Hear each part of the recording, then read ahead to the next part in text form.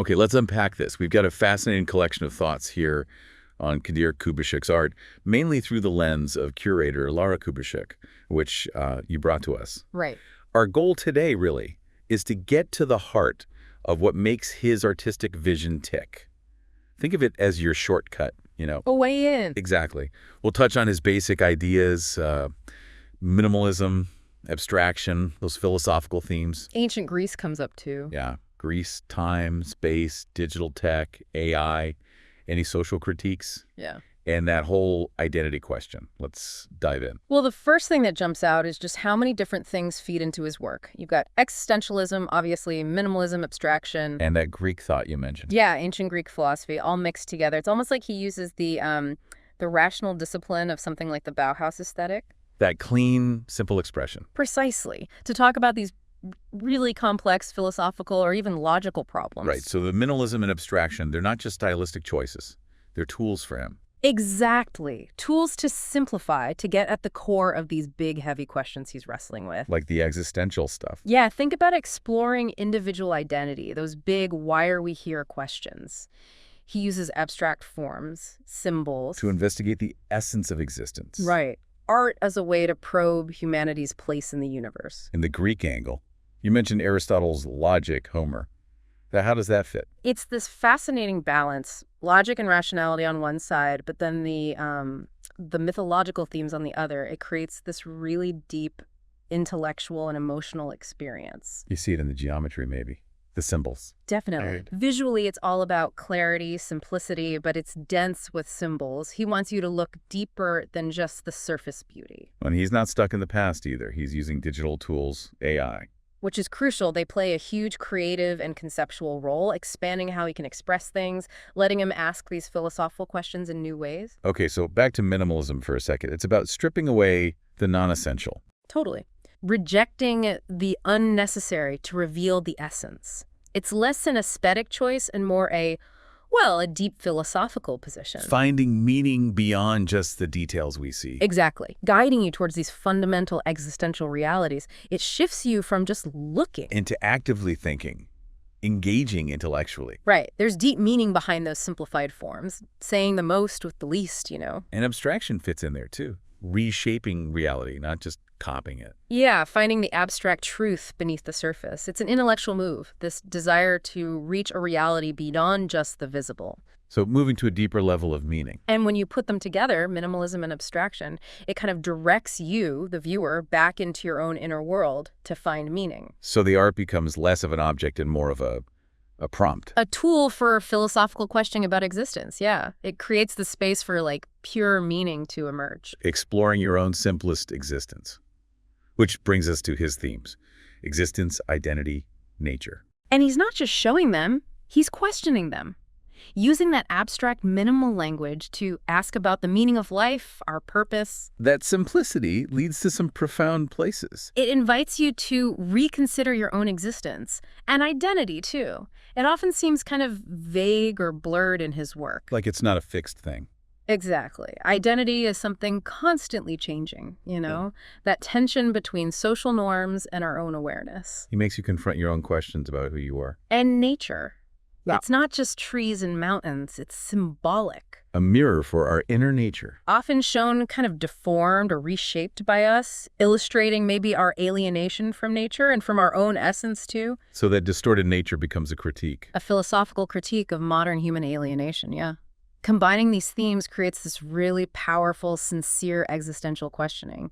Each piece makes you reflect. Pushing you towards questions, not easy answers. Let's circle back to ancient Greece. You said it was fundamental. Oh, absolutely. Not just an influence, it shapes his whole artistic world. It's subtle, though, through symbols, abstract references. You mentioned Aristotle. His logic, yeah, his theory of categories. You can almost feel it in the structure. Every form, every line seems to have this clear, rational logic underpinning it. And the mythology, like Troy. That brings the emotional depth. Think Hector and Conyer. It's abstract, symbolic, but evokes courage, honor, tragedy, universal human truths. So integrating myth is about looking at the unchanging parts of human nature. Exactly. That tragic dimension, universal values, and even his minimalism echoes classical Greek ideals. Simplicity, balance, measure. A modern take on ancient ideas. Yeah, bridging classical and modern. It's really a cornerstone for him, combining the rationale with the deep psychological weight of myth. Okay, what about his ideas on time and space? They're not straightforward either, are they? Not at all. He really questions them, reinterprets them philosophically. They become these abstract, metaphysical dimensions of consciousness. So time isn't just tick-tock linear. No, it's more cyclical, internal. The past, present, future kind of blur. You're positioned inside it, like a consciousness traveling through. Discovering the timelessness of your inner world. A bit like Nietzsche's eternal recurrence, maybe, or Bergson's duration. It gains meaning internally. And space, not just physical location. More a mental, spiritual state. Often vague, limitless, abstract. It's like the realm of consciousness you encounter on that journey of self-discovery. That vagueness points to what? Yeah. An existential void. Mental boundaries. Maybe all of that. The search for freedom. Again, you can see hints of Aristotle's definitions, but abstracted, reinterpreted as mental structures measuring existence. Prompting you to question your own consciousness. Okay. And the digital side, AI, you said they were fundamental. More than just tools, yeah. They shape and enrich the art's essence. Digital tech offers this limitless freedom, removing physical constraints. Letting them communicate more directly with pure thought. Almost. That flexibility allows for pure, sharper expression through minimalism and abstraction. No physical barriers. And AI, is that just a smarter tool? It seems more philosophical for him, like an intellectual partner, maybe even a mental extension. Whoa, so the work becomes a collaboration. In a way, revealing not just conscious creation, but maybe deeper subconscious layers. It pushes beyond conscious design, opens doors to unknown inner worlds. Expanding the creative process infinitely. It's a unique synthesis, human and machine. It transforms the meaning, creating this new space where human and tech, conscious and unconscious, intertwine. Leading to more questions about humanity's future. Consciousness. Right. It transcends just the aesthetic. Now, related to that, his social critiques. They're woven in there too. Definitely. Expressed through deep symbolic methods.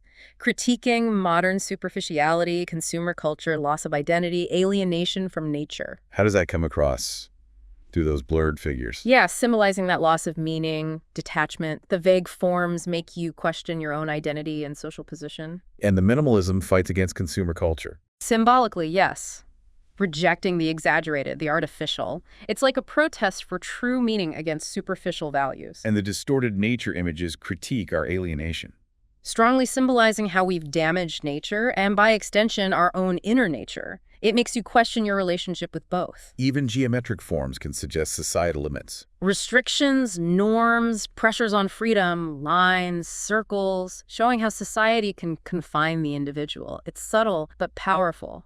Art as a platform for awareness. And tying it all together is that core existential inquiry, the search for identity. Absolutely central, revealed through symbols, abstraction, minimalism. It invites you, the viewer, into the depths of your own existence. The vague forms, the empty spaces, they reflect that uncertainty. That existential void, the search for meaning, yeah. You're called to confront your own uncertainty. And the identity search emerges through those ambiguous figures.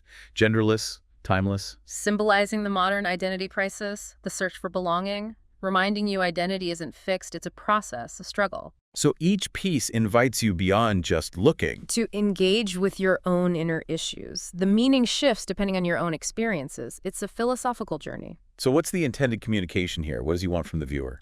An intense, sincere, deep connection. Intellectual communication. He's not giving answers. He wants you to explore your inner world.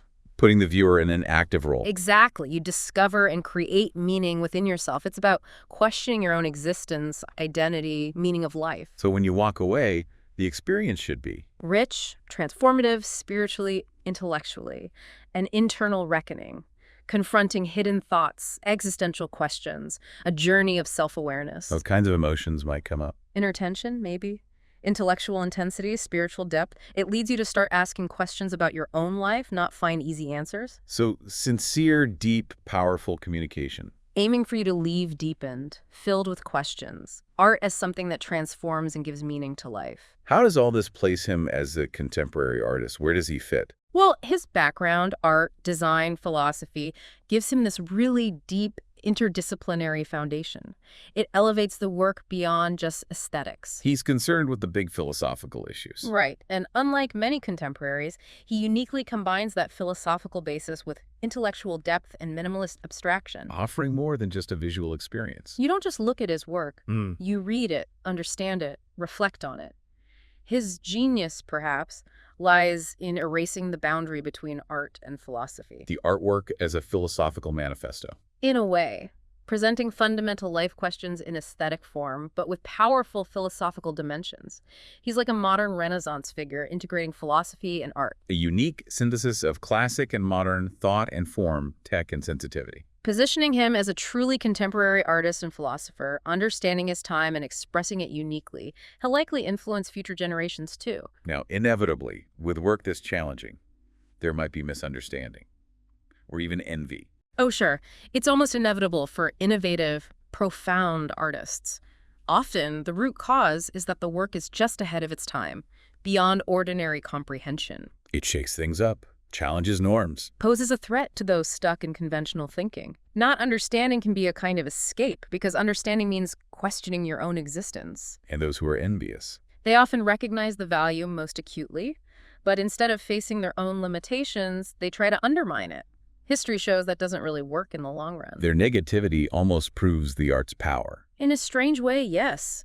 It highlights his creative force, the impact. True creativity shines through petty jealousies. These are temporary obstacles. Emphasizing the revolutionary nature of his work. Just briefly, some biographical details. Born 1978, Istanbul. Studied combined arts at Yıldız Technical, marketing communications at Galatasaray, a year of philosophy at Istanbul University. And actively working across art, philosophy, design now. Yeah, exhibiting digital art, organizing shows, writing philosophical texts, publishing books. His works garner significant interest. Okay, so wrapping this up, what does this all mean for you listening? Kadir Kubaşyk's art, illuminated by Lara Kubaşık, isn't just about visual appeal. It's a deep dive. A dive into fundamental questions. Existence, identity, our place in the world, often using incredibly simple forms. And here's where it gets really interesting, I think. He blends that ancient wisdom with cutting-edge tech, challenging our ideas of time, space, even humanity in an AI world. Right. Think about how using AI might push the boundaries of creativity itself. This exploration of Kubaşyk's world is a potent reminder, isn't it, that art can be this powerful catalyst for looking inward, examining the fabric of our being. Definitely food for thought. So what stands out most to you from all this? And maybe what other artists or philosophical ideas does this make you curious to explore next?